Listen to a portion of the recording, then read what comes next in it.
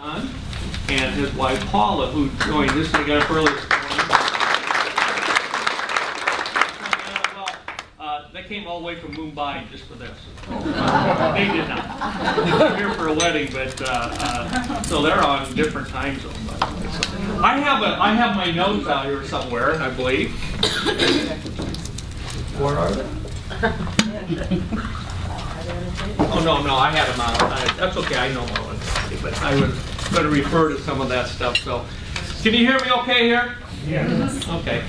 First thing first. We're talking about veterans and Veterans Day. How many veterans do we have in the crowd here? Would you please stand?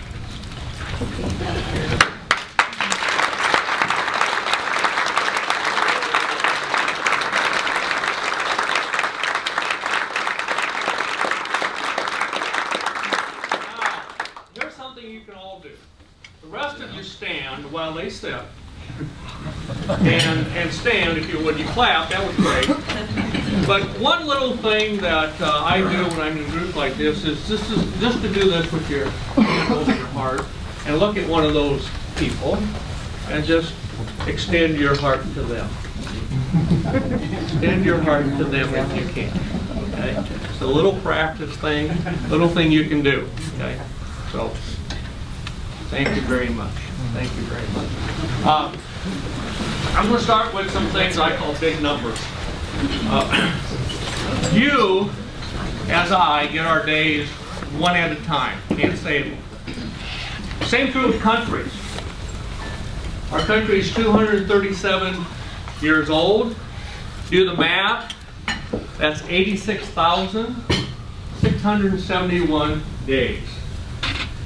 Young compared to many countries, but that's a lot of days, isn't it? Any of you have, I'm not going to do a lot of this because I'll spend too much time, but any of you have a guess about if you averaged the number of veterans who've served this country by day? Anybody have a guess about how many? Per day? 2 or 3 guesses? 800,000. How much? 800,000. 800,000 per day. I'm probably not asking. Let me give you an answer. 555 on average. 48 million veterans. Okay. We know freedom's not free. It's a catchword, but it's not. A catchword for those that have served. Okay. Anybody have a guess about how many casualties? Combat casualties. People then who did not even have a chance to become veterans because they were killed in action or killed as a result of action. Per day, average it out per day. How many people have died per day? Again, 86,671 days. Per day on average. Yes? 1,500? The answer is 15. 15. Okay. 1,200,000, and I don't have that number remembered totally. But something that does not count people who died just in service during peacetime. See, we've had, if you look at the list, 75 wars, skirmishes, military actions. Okay. It does not count the 40,000 plus missing in action. That does not count all the families who had the empty chair at which to stare. Okay. I am so grateful to be with you. I'm so privileged to have a chance to talk about our veterans and our active duty personnel. Okay. I dedicated this little time to specifically these young men and women who died, who are Nebraskans who died in Iraq and Afghanistan. Okay. 80 some of them. Okay. So, usually when I talk and do other things with my work, I like to tell jokes. It just doesn't fit here for me. It's not, in a sense, the right thing to do. So, but those are some big numbers.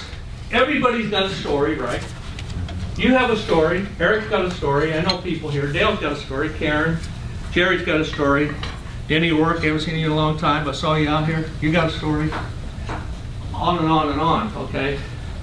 And again, the country's got a story. Veterans have stories. I have stories, and I'm going to share some with you. But before I do, what I suggest you do is, out on your tables, and I hope everybody got one, is a star. Take that. There's an older veteran, older than I. That makes him really old.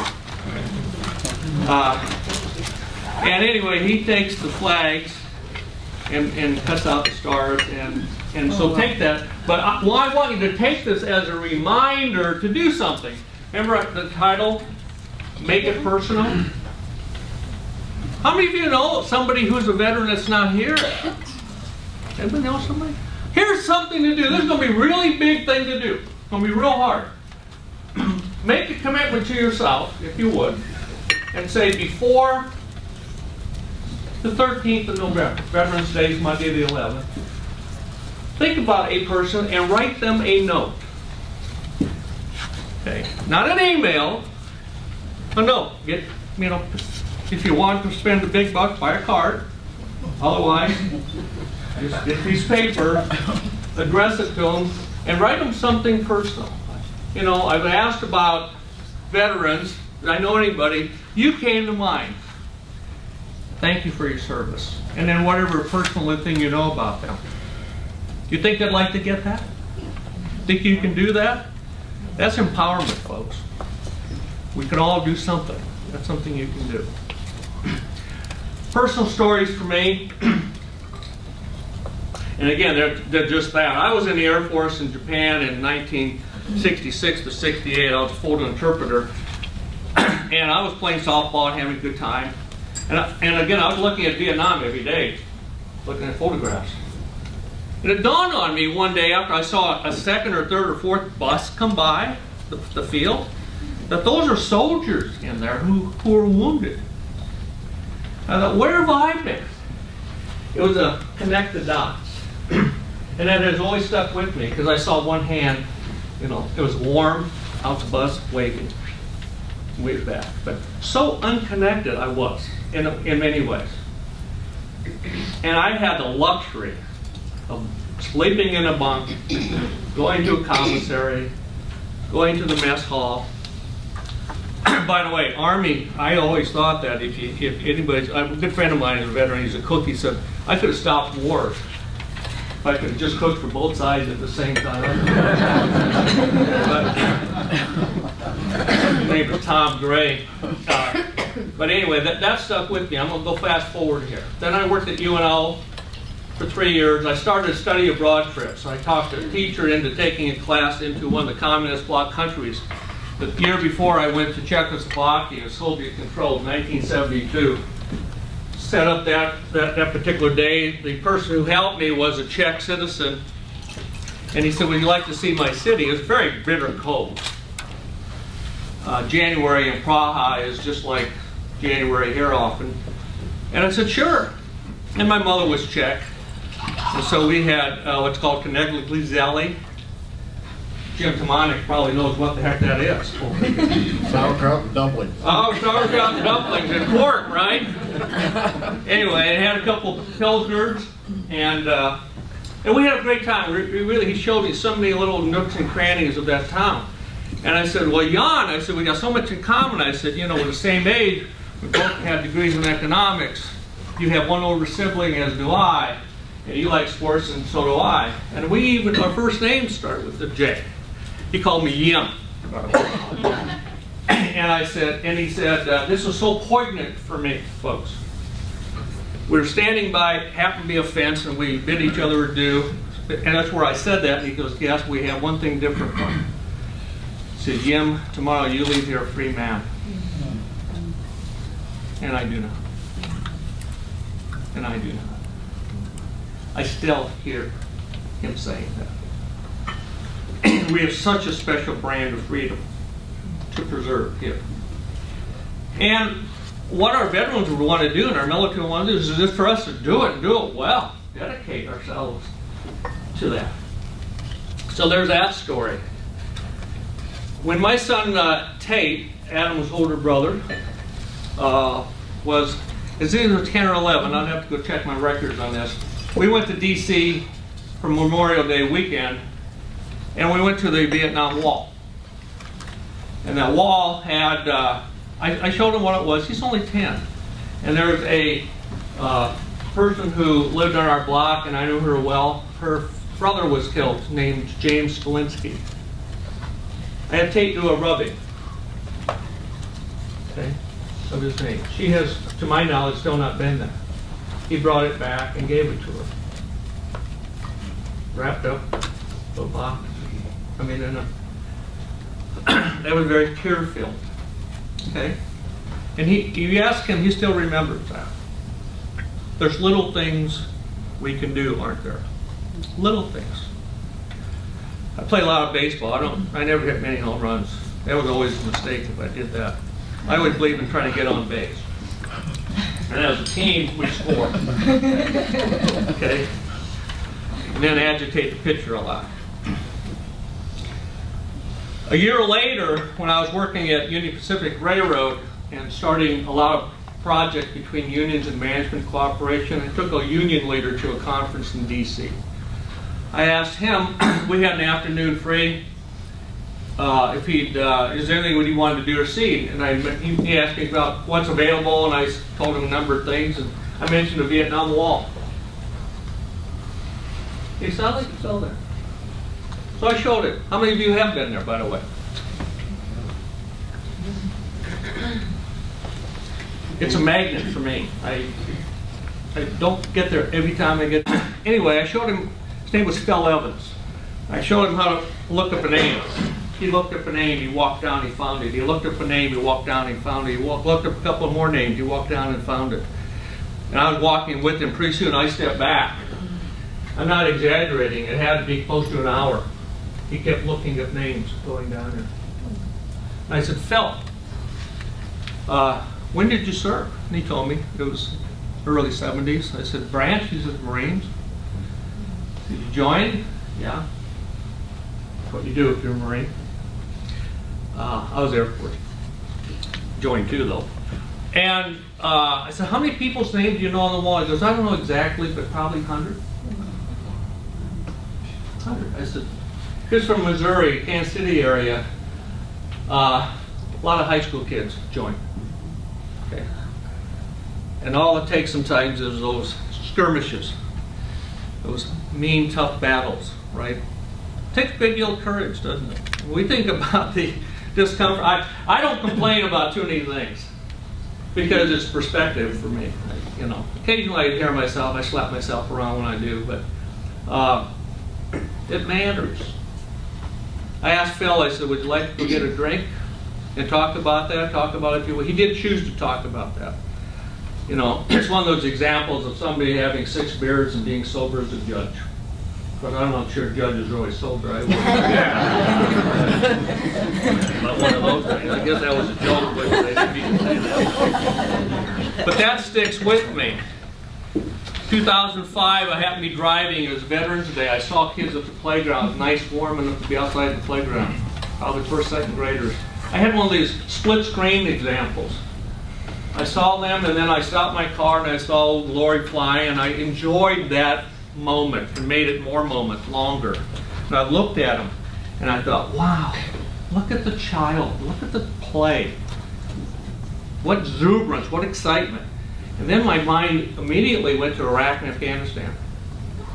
And I wrote an article about that. My card's out there if you want it, I'll send it to you. It's just called One in Separate Worlds.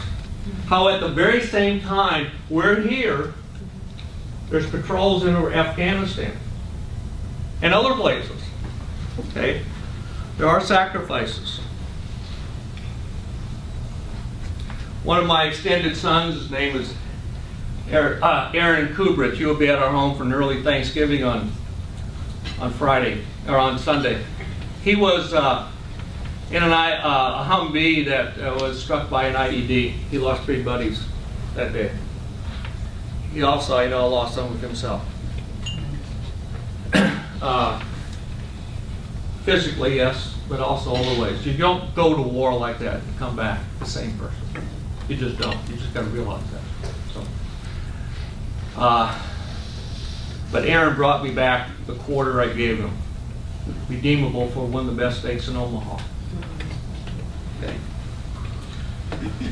And then finally, maybe, because there's so many stories, and I encourage you to tell stories about people. Can I get you to? You bet. I serve on what's called the Nebraska Honor and Remember Flag Committee. Our goal, among two others, but our main goal is to get every one of these families back here one of these flags, customized, personalized flags. This flag will be presented at the Veterans in Business Forum meeting Monday for the Garrison Avery family. Okay. He was also killed by an IED, first lieutenant. Okay. They're a Lincoln family. Okay. Aren't these beautiful flags? That's why I put the card out there too. There's a card that says Honor Remember. You can go online, you can study the symbolism of all of this. This was created by a father in Iraq who lost his son. And said, we've never had a flag that is specific to the fallen soldier. So I would say that's it, folks. I mean, it's not, please write the cards.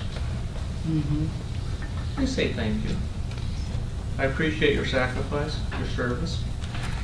One tip, I've talked to many of these fallen families, parents. Learn to say, I'm sorry for your loss. Learn to say no more than that. Often you get in trouble trying to say too much. That's what they want to hear. And that I will remember your child or your brother or your husband. Thank you very much.